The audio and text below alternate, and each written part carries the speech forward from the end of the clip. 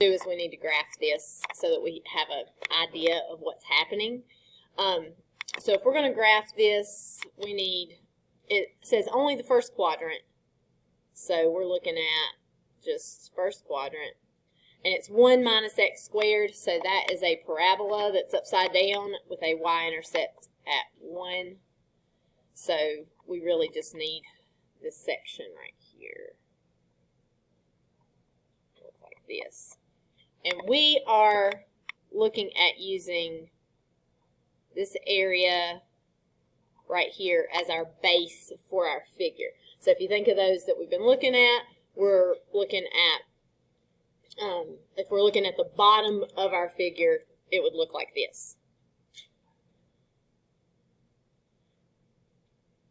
And so what we're going to do for these is, it's like we're taking like a little section right here, and we are going to build, let's see, we are perpendicular to the x-axis, so we're taking a little section perpendicular to the x-axis, and we're like building a little square, right? And then we would take the next and we'd build another square, and it would be bigger than the square before it. And then, you know, we'd have another one here, and it's going to be even bigger. I'm trying to draw this 3D, but you know, it's not really all that easy. And then you'd have more. You can kind of get like a picture. You're going to have something. This may not be helping at all. But you've got all these, you've got little tiny squares on this side, and then you've got those bigger squares on this side for this. So I'm going to erase some of what I've got here.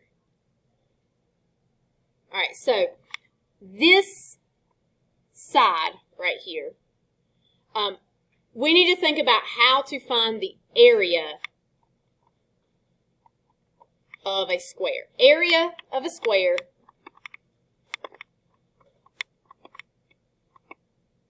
is about as simple as you can get, right? What is it? It is length times width, but in a square, the length and width are the same, right? So we could just call it like side squared. So what we're doing here, that side here, is going to be the length that we get with that perpendicular section, right? Which we can find just by doing top function minus bottom function. Top function in this case would be 1 minus x squared. Bottom function, what is the bottom function here? So if we're thinking about like where the top of this side is and the bottom of this side is, the top is on the line 1 minus x squared.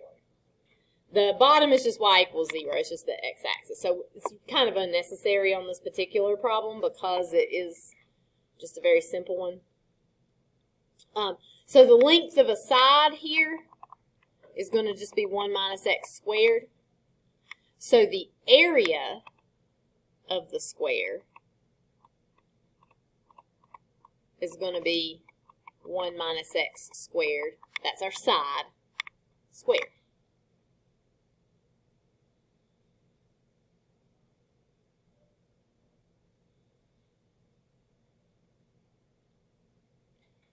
So to find the volume, this would be the area of just like one square. So we could break this up like every 10th of a unit or something. We could do like a square here and a square here and a square here, and give it like a certain width. And we could do sort of like a Riemann sum sort of thing. But we're not going to go through and do like the whole Riemann sum version of this because it would take forever. We're not going to make you guys do that.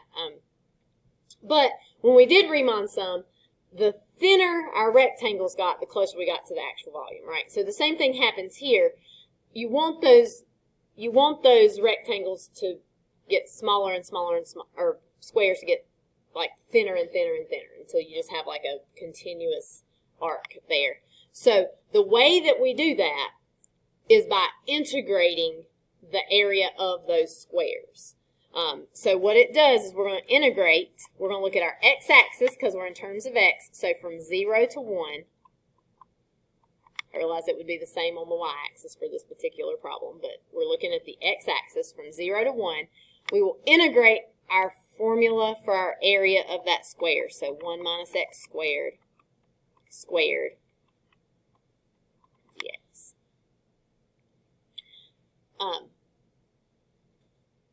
This is going to give us the volume of that figure.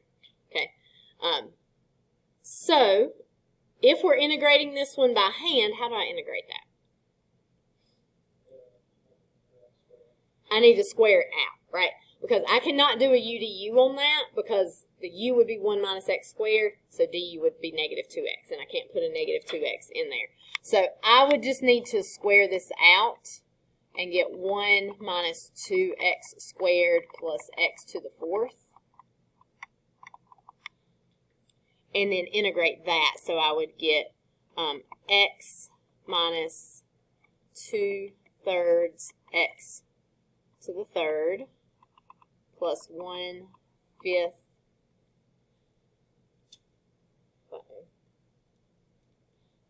that to go away.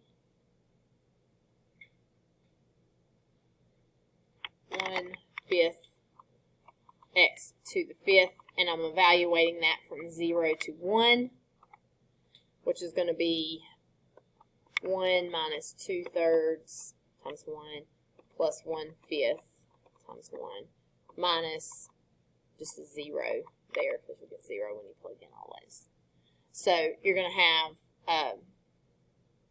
1, well, let's just do 15ths. Let's just go ahead and change those. So we got 15 over 15 minus 10 over 15 plus 3 over 15, which is going to give you 8 over 15, and this would be units cubed because it's volume.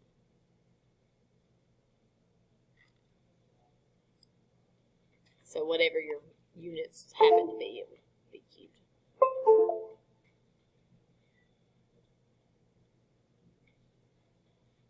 Okay, questions?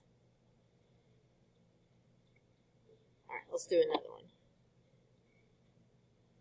All right, so we got, this time we have a solid is formed with rectangular cross sections perpendicular to the y-axis. The height of each rectangle is 3 units. The base of the solid is the region bounded by y equals 1 over x, y equals 1, y equals 4, and x equals 0.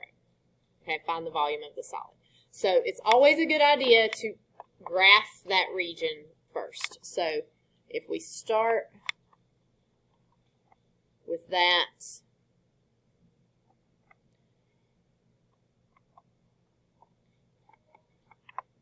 and we need to go up to at least y equals 4.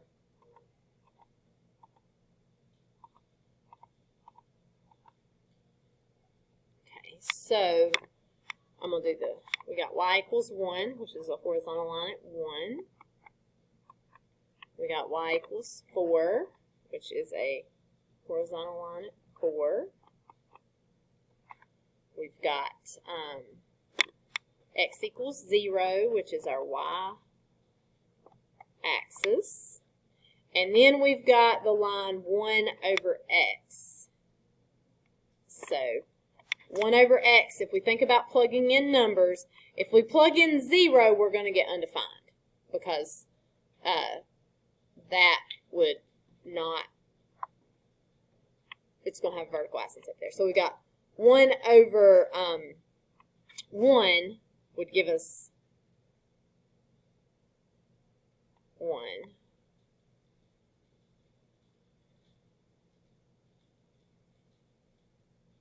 And then we get 1/2.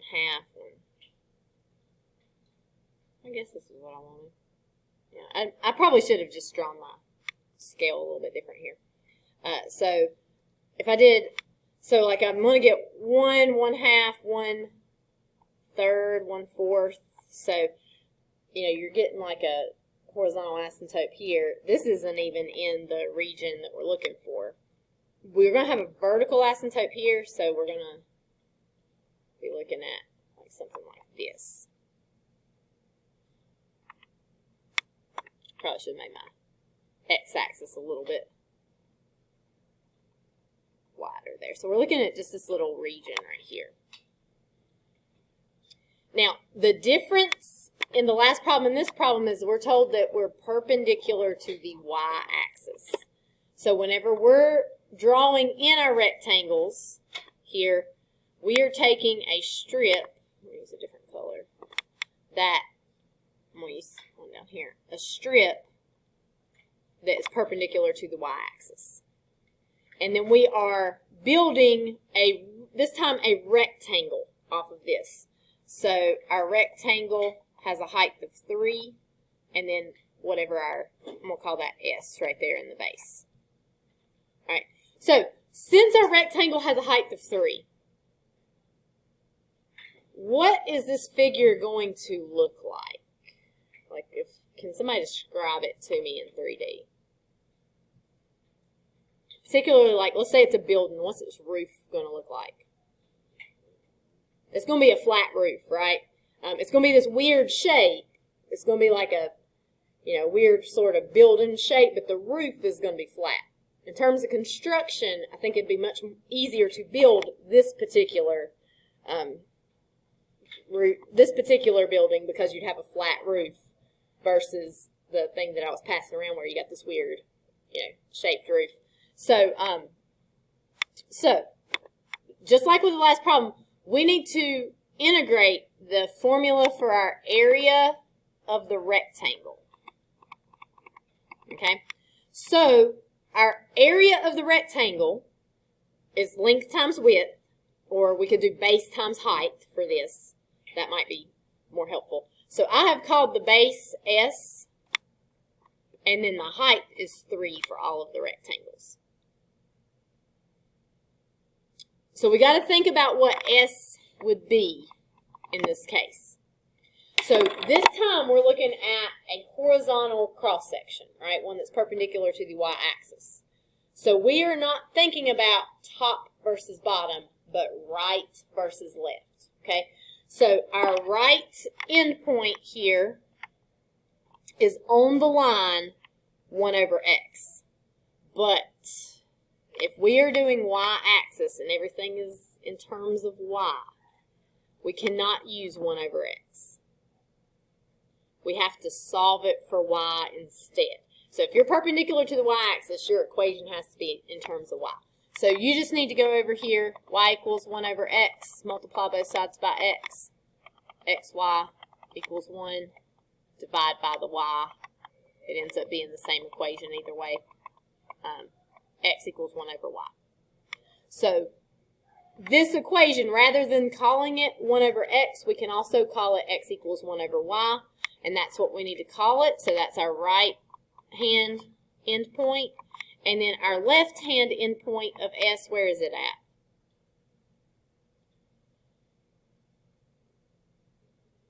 It's at x equals 0, so we just have a 0 there. So our S ends up just being 1 over y. So if we plug that in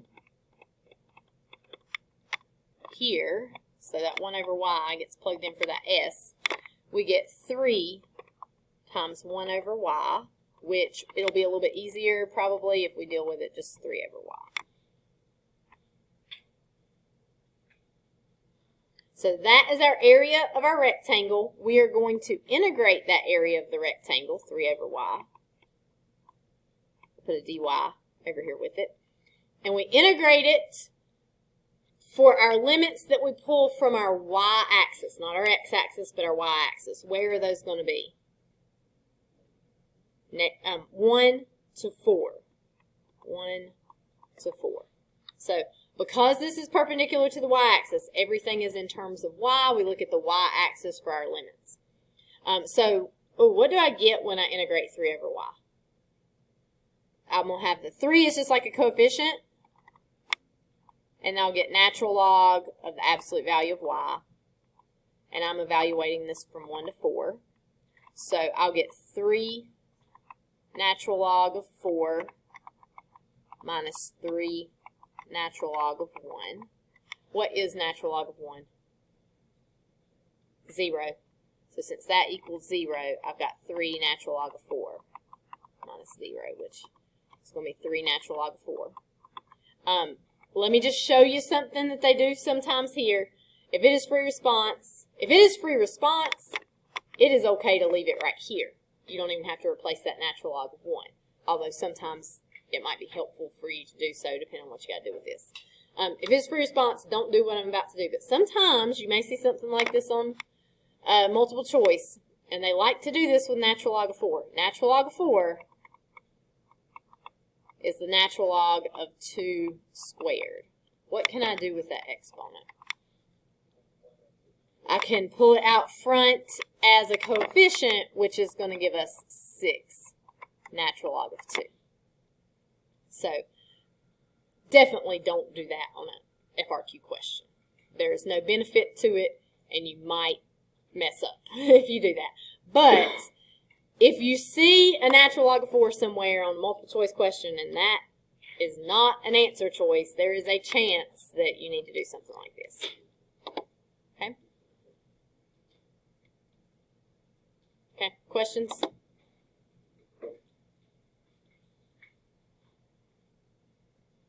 All right. Okay, let's look at this one.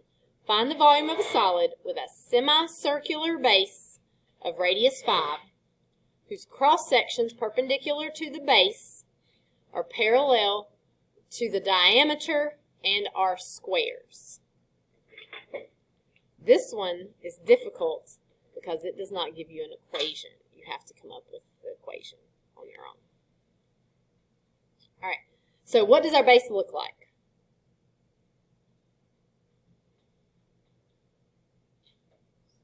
Semicircles. So our base, like what we're graphing in the XY plane, is a semicircle. It did not give us the equation for the semicircle. We need an equation. So there is an equation for a semicircle. We probably don't know it, but we do know, hopefully, the equation for a circle. What's the equation for a circle? That is our area. What is, if we want to graph a circle like in Desmos? So a circle is going to be x squared plus y squared equals the radius squared. So in this case, x squared plus y squared is going to give us 25. Now, technically, we could move this anywhere. We could move it, to the right 4 and up 7 and have our center somewhere other than 0, 0, but that would just make it more difficult, so there's no point in doing that. All right, so did they tell us whether or not we're perpendicular to the x-axis or the y-axis here?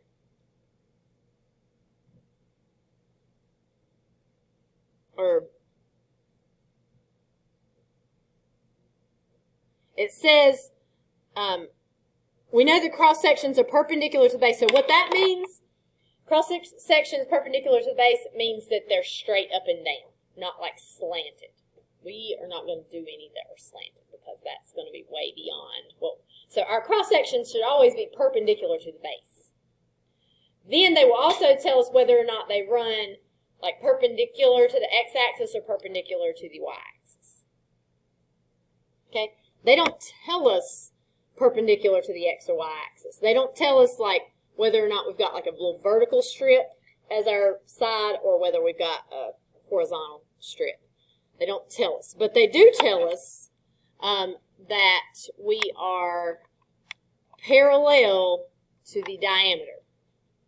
In a circle, your diameter could be vertical. It could be horizontal. Technically, it could be slanted, but that would make life more difficult, right? So we get to pick here which one we want to use. We can pick whether or not we want to solve for x or solve for y and how we want to deal with this equation, because it could be either way for this. So we could solve this equation right here for x or for y. It does not matter which one you choose. Which one would you guys like to do?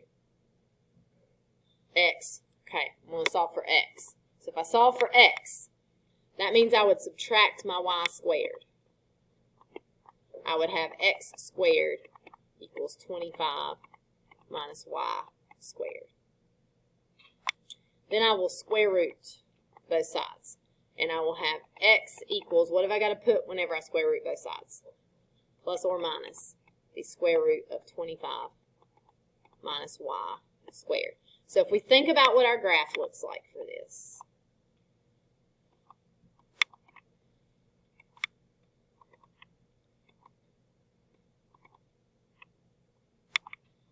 I'm going to graph the whole circle first. So my whole circle will look like this.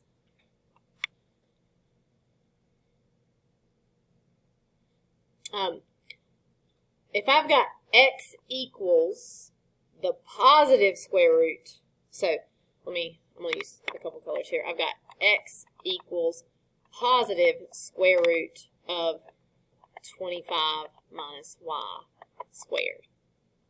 All right.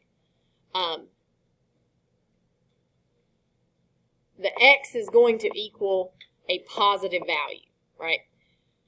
On the graph, x equals a positive value on the right-hand side, right here. So that x equals positive square root of 25 minus x squared, that's going to be my right-hand side of my graph. That's where my x's are positive, right? If I have x equals negative square root of 25 minus y squared, I'm going to have the left-hand side.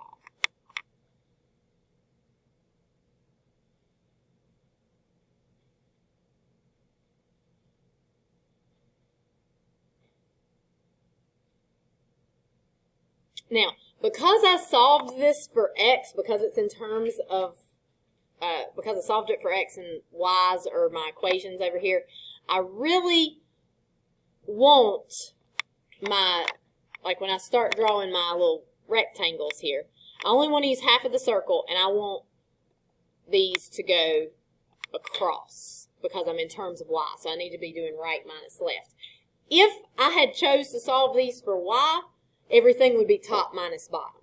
The top, the y equals positive would be at the top, the bottom would be the negative, and I would do this, it'd be basically the same math, but everything would be top minus bottom instead of right versus left. So what I'm thinking about doing is taking this strip, it is parallel to the diameter, so really the diameter could be horizontal or vertical, but there is a diameter here, it's parallel to that diameter, and I am going to build, a square up off of that, and then I'll have, small squares over here, large squares over here, so if you can kind of picture this here, if you're really good at visualizing, you've got this. Sometimes I have a hard time doing that. But I would stop right here because I only want a semicircle base, so I'm really not using this bottom part.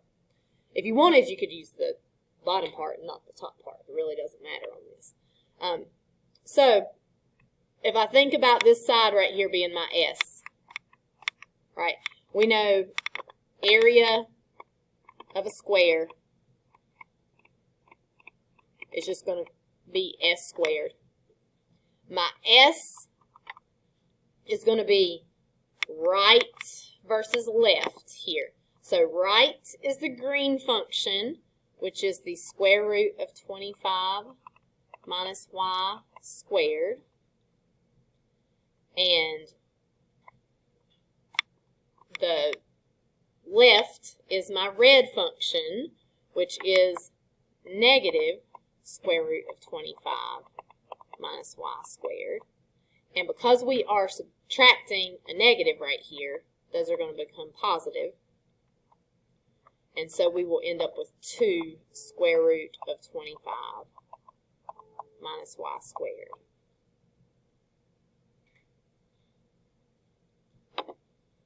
Is everybody with me there?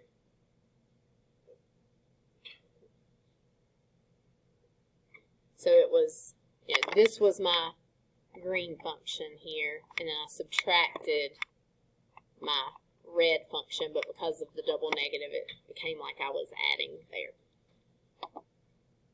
All right, so that is the length of the side of the square to get the area of a square. we are going to take our side, which is 2 square root of 25 minus y squared, and we are going to square it. So this is what we are going to integrate. So we've got 2 square root of 25 minus y squared squared. What should my limits be on this integral? 0 to 5. Which axis are you pulling that from, Connor? Y-axis, right? Because we're all in terms of y. We should put a dy over here on the end. We're in terms of y, so we're looking at the y-axis, semicircle, so we only want half of this. So from 0 to 5. Technically, you could do -5 to 0. It really doesn't matter, but I don't know why you would want to purposefully introduce a negative when you can avoid it. If it asked for the whole circle, if it was a circular base, you'd do -5 to 5. So, if we want to integrate this, the first thing we need to do is we need to square everything in that parentheses. And since this stuff is multiplied, you can square those two things. So you will have, you'll square the 2, which will give you 4, and then you'll square the square root, which will cancel each other out. So we'll have 25 minus y squared. Do keep that in parentheses because there was multiplication here, so there's still multiplication here. And if we distribute that 4, we will get the integral from 0 to 5 of 100 minus 4y squared. That dy there on the end.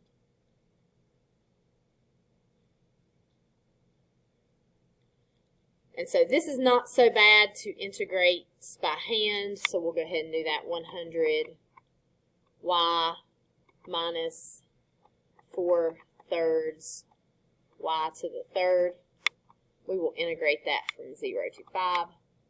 So we'll have 100 times 5 minus 4/3 times 5 to the third.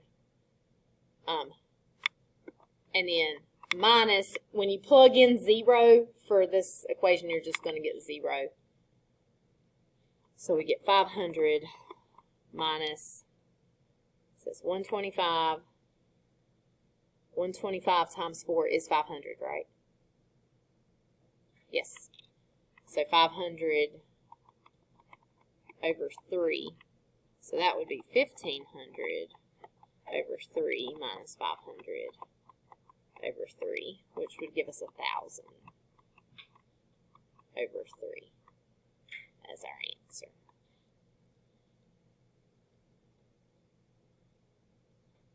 For these problems, as far as like the exam goes, something like this, you might see them actually asking you to evaluate that by hand without a calculator. However, what you also see a lot of is they ask you to set it up, but you don't have to solve it. So we'll see a lot of these where we don't even have to actually solve them when we get to actual exam practice here. Or they may be calculator active so that you can find that value just using your calculator. But something like the ones we've done so far, they may give to you without a calculator. Okay, questions? All right, we've got one more. Okay, this one is calculator active. So a solid is formed with rectangular cross sections perpendicular to the x-axis. The height of each rectangular cross section is twice its base. The base of the solid is the region bounded by y equals x plus 3 and y equals x plus 1 squared minus 5. So one thing you really want to think about here is whether or not you're in terms of x and in terms of y. Your equations are in terms of x, so you're hoping that it's in terms of x because that makes it easier. And you see perpendicular to the x-axis. Be really careful because sometimes they will use this language instead. They will say parallel to the y-axis. Is there any difference? Parallel to the y-axis is perpendicular to the x-axis. So But whenever you see y-axis, sometimes you focus in on that and you do this problem in terms of y, which would be wrong. So if you see that wording, really think about what it means. We're perpendicular to the x-axis, which is the same as parallel to the y-axis. So either one of those wordings will tell us we're doing everything in terms of x. We're thinking of like a vertical cross-section for this. So this is calculator active. Let's grab our calculators and graph it. And as beautiful of a graph as Desmos would give us, I'm going to use the actual calculator because that's all you can use on the exam. So we're going to go to y equals. We're going to put these in.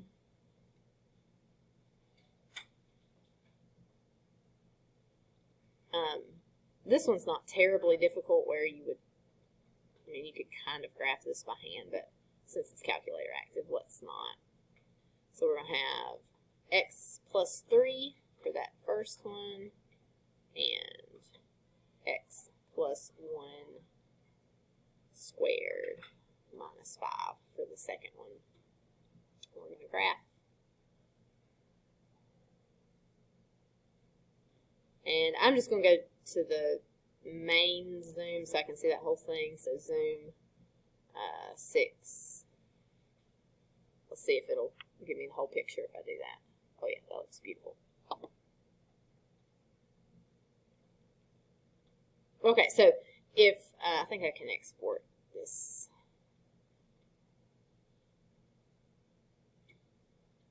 So that I can draw on it. So, you guys can't draw on yours. But if we think about what we're looking at, this is our base right here. This part right here is going to be our base. And we will be taking a section that is perpendicular to the x-axis, so maybe like right here, right? And I like just calling that side right there S. You could call it a different letter if you wanted. That is our S, and we're building a rectangle. Okay, what do we know about this rectangle that we build up off of this? The height is twice the base. So if I call that base S, the height would be 2S. So this is different than the other rectangle problem we did. Is the roof of this building going to be flat?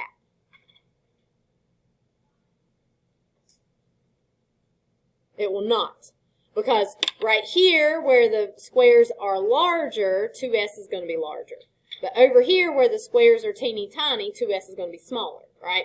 So this is not going to have a flat roof in this. If it was just the height of each rectangle was 2, you would have a flat roof.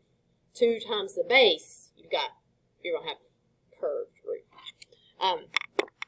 So, area of our rectangle that we have there would be 2S times S, right? Just the base times the height there, which is 2S squared. So we need to know what S is. S is going to be the length of this side right here that's in the plane, and that would be top function minus bottom function.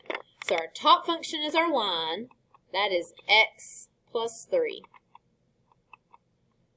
minus the bottom function, which is x plus 1 squared minus 5. Now, this particular problem is calculator active, so it is not important that we simplify that. Okay? So, in fact, if they had called this like f of x and g of x, I would not even have to write that. Let's do that. Let's call this one f of x and g of x. So let's say this is it is a calculator active problem. This is what, if they call it f of x and g of x, which they probably will, I'm going to change this problem. What you could write is f of x minus g of x here. You wouldn't even have to write the equations, plus they're in y1 and y2, so when you type it into the calculator, you don't have to write the equations. So if we take s right here and plug it into our area formula, That means our area formula would be 2 times f of x minus g of x squared. Be really careful with your parentheses here because that square needs to be on the outside of the parentheses for your f of x minus g of x. If you don't have, you might even want to use brackets to differentiate here, but that g of x, that parentheses is not ending your expression. So we would need to integrate our area function to f of x minus g of x squared. We'll put a dx over here on the end. What do we need to use for our limits? We need these intersection points right here, right? So we're going to go back to our calculator and find those. So F5, number 5 is intersection. It should do first curve and second curve correctly. We're going to go over here. I'm going to do the left one first. So this is left side. This is right side for our upper bound. So we get a negative 3.19258. So negative 3.15298. I believe, see how that says XC? If you go back to the main screen, if you go back to the home screen, and you type XC, it will give you that number. You can store it as a letter. I'm going to call it A.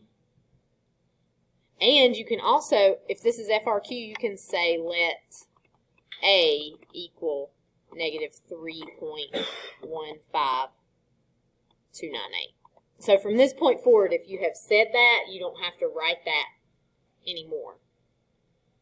So that was our left end point, or intersection. If we go over here and find our right intersection, first curve, second curve, lower bound, and then we got to go over here to the right side.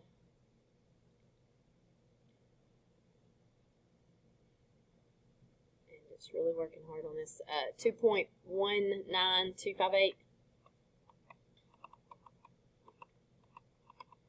And I would say let B equal 2.19258, and I'm going to go back to the main screen, and if you type XC this time, it will give you that number, and you can store it as B, or whatever letter you would like. Just don't use A again. There. So what we're wanting to do is we're wanting to integrate from negative 3.15298 to this B value and this expression. So it will look like this. We'll do the integral of 2 times y1 of x minus y2 of x. Make sure you close that parentheses, raise it to the second power. Then you got to do comma x. Putting the comma x is like putting your dx on the end. And then comma A, comma B. Or you could type in those numbers. But if you've stored those numbers, then you can just type the A and the B. And that is going to give us our answer, which is 301.928.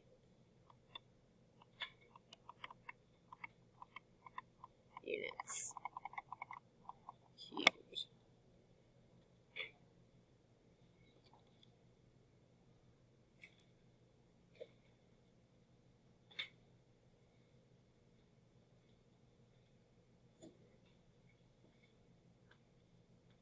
Now, it's probably unlikely that you guys will have a job where you're doing this one day, but I always think of like crazy looking buildings. And, you know, a lot of those crazy looking buildings are like open air. And you need to know the volume of those rooms, like when you're running heating and air systems. Like, that's really important for that. So, I feel like there's some application in that aspect. Plus, I'm sure there's other ways this could be used, but this is pretty, not everybody is working on stuff like this, so I think it's cool. All right, questions? All right, so your assignment is going to be from a worksheet, and it's just the first 4 questions. The last 3 are going to be ones with triangles and circles, so we'll do those tomorrow. So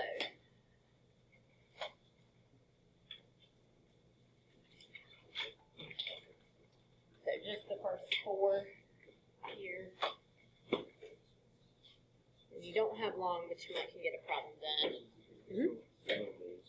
How do we know that it just goes, why it's just 30 feet going up, not also down? Because if it's 3D, pretty much everything you're going to see is going to have a flat base. okay. So and technically, like, let's say this one was going up and down. Like, let's say that S was sort of in the middle. Yeah, it would still be the same for this. For the squares, it would still be the same. Well, kind of. It would make a difference in, like. Like, are we gonna find shapes Yeah. that, like, are in the middle? You I mean, we could. But we don't.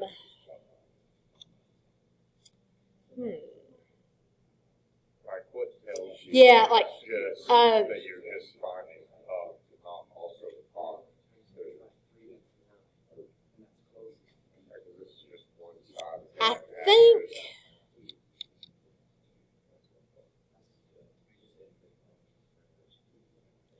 I mean, short answer is, other than maybe a circular cross-section, like if you have a circular cross-section, the diameter will have to be in the base and it will be above and below.